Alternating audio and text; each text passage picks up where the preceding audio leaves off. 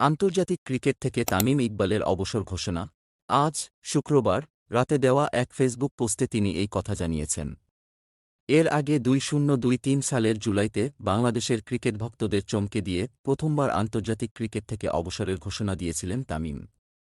নাটকীয়ভাবে একদিন পরেই তৎকালীন প্রধানমন্ত্রীর অনুরোধে তিনি ফের ক্রিকেটে ফেরার ঘোষণা দেন। আন্তর্জাতিক ক্রিকেটে ফিরলেও এরপর আর খেলা হয়নি তামিমের। সর্বশেষ ওয়ানডে বিশ্বকাপের দল থেকে তিনি সরিয়ে নেন নিজেকে। এরপর থেকে তার জাতীয় দলে ফেরার সময় নিয়ে অনিশ্চয়তার পেন্ডুলাম দুলছিল।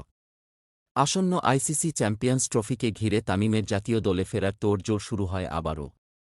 সেই পরিস্থিতিতেই দ্বিতীয় দফায় চূড়ান্ত সিদ্ধান্তটি জানিয়ে দিলেন দেশসেরা এই ওপেনার। অবসরের ঘোষণা দিয়ে নিজের ফেসবুক পেজে তামিম লিখেছেন, আন্তর্জাতিক ক্রিকেট থেকে দূরে আছি অনেক দিন ধরেই। সেই দূরত্ব আর ঘুচবে না।